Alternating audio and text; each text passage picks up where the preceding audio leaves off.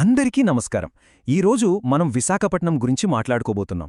వైజాగ్ కేవలం ఒక నగరం కాదు, ఒక కొత్త శకానికి నాంది పలుకుతున్న ఒక శక్తి కేంద్రం. అవును, వైజాగ్ ఒక భారీ మార్పుకు సిద్ధమవుతోంది. అసలు దాని భవిష్యత్తు ఎలా ఉండబోతోంది, దాని గురించే ఈరోజు మనం విశ్లేషించబోతున్నాం.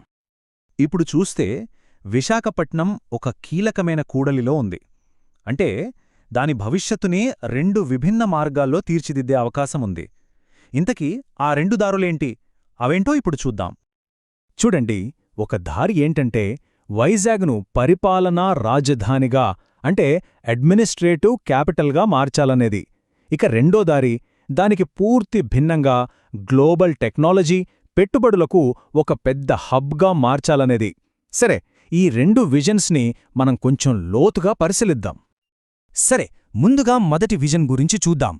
అదే వైజాగ్ను ఒక పాలనా కేంద్రంగా మార్చడం. అంటే ఈ ప్లాన్ ప్రకారం ప్రధాన ఉద్దేశమేంటంటే రాష్ట్ర పరిపాలన మొత్తాన్ని ఇక్కడికి అంటే వైజాగ్కి తీసుకురావడం, ఋషికొండపై నుంచి పాలన సాగించడం. అయితే ఇక్కడ గమనించాల్సిన విషయం ఒకటుంది. ఈ విజన్లో కేవలం ప్రభుత్వ యంత్రాంగాన్ని మార్చడంపైనే ఫోకస్ ఉంది. కానీ దానికి తగ్గట్టుగా పెద్ద ఇండస్ట్రియల్ ఇన్వెస్ట్మెంట్స్ని, ప్రైవేట్ ప్రాజెక్ట్ని ఆకర్షించడంపై పెద్దగా దృష్టి పెట్టలేదనేది ఒక వాదన. సరే, అది మొదటి విజన్. ఇక ఇప్పుడు రెండో విజన్ వైపు వద్దాం. ఇది నగరాభివృద్ధి విషయంలో ఒక కంప్లీట్ యూటర్న్ లాంటిది, ఒక సంపూర్ణమైన మార్పు అని చెప్పొచ్చు. ఈ కొత్త పద్ధతిలో టెక్నాలజీ, ఇన్ఫ్రాస్ట్రక్చర్ రంగాల్లో ఒక కొత్త శకం మొదలవుతోందని చెప్పాలి. ఎందుకంటే ఇక్కడికొస్తున్న కంపెనీలు అలాంటివి. గూగుల్, మైక్రోసాఫ్ట్, రిలయన్స్, టీసీఎస్ ఇలాంటి ప్రపంచ దిగ్గజాలన్నీ ఇప్పుడు వైజాగ్ వైపు చూస్తున్నాయి. సరే, ఇప్పుడు అసలు విషయంలోకి వెళ్దాం. ఈ విజన్లో ఒక కీలకమైన అంశం గూగుల్. అవును, గూగుల్ ఇక్కడ ఒక పెద్ద సెటప్ కోసం ఏకంగా 31,000 కోట్ల రూపాయల పెట్టుబడి పెట్టబోతోందన్నమాట. ఇది చిన్న విషయం కాదు. మరి ఇంత పెద్ద పెట్టుబడితో ఏం చేయబోతున్నారు? దాని లక్ష్యం ఒక్కటే, వైజాగ్ను ఆర్టిఫిషియల్ ఇంటెలిజెన్స్ అంటే ఏఐకి ఒక సెంట్రల్ హబ్గా మార్చడం. అంటే ఏఐ డెవలప్మెంట్, డేటా ప్రాసెసింగ్, కొత్త టెక్నాలజీ ఆవిష్కరణలు వీటన్నింటికీ వైజాగ్ ఒక కేంద్ర బిందువుగా మారబోతోంది. అయితే ఈ కథ కేవలం గూగుల్తో ఆగిపోదు. అసలు ప్లాన్ ఇంకా పెద్దది. అదేంటంటే విశాఖపట్నాన్ని ప్రపంచానికి ఒక డేటా గేట్వేగా మార్చడం, గ్లోబల్ డేటా నెట్వర్క్లో వైజాగ్ని ఒక కీలకమైన పాయింట్గా నిలబెట్టడం. మరది ఎలా సాధ్యమంటారా? సముద్రగర్భంలోంచి వేసే అండర్సీ డేటా కేబుల్స్ ద్వారా. ఈ కేబుల్స్ ద్వారా వైజాగ్ నుంచి నేరుగా ప్రపంచంలోని 45 అగ్రశ్రేణి టెక్నాలజీ దేశాలకు కనెక్ట్ అవ్వొచ్చు.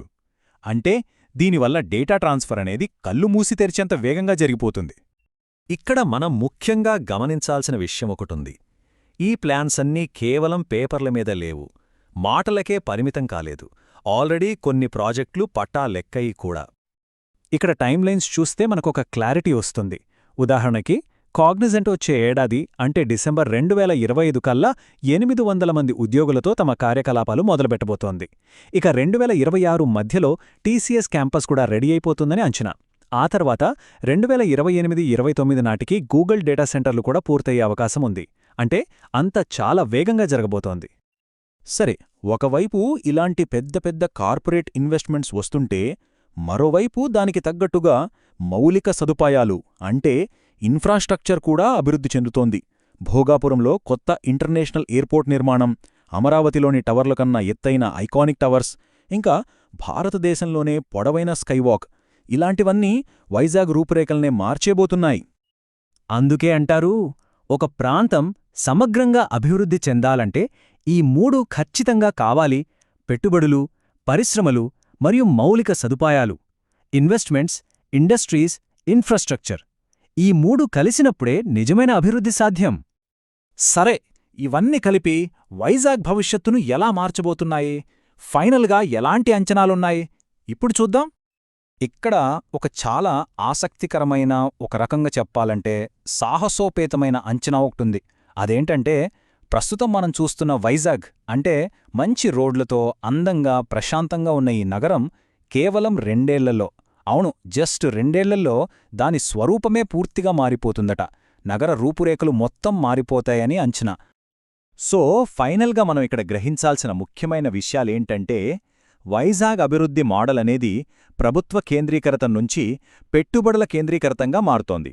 డిజిటల్, ఫిజికల్ ఈ 2 రకాల ఇన్ఫ్రాస్ట్రక్చర్పై ఒకేసారి దృష్టి పెడుతున్నారు. దీనివల్ల ఈ ప్రాంతంలోనే వైజాగ్ ఒక కీలకమైన ఆర్థిక కేంద్రంగా మారే అవకాశం పుష్కలంగా ఉంది.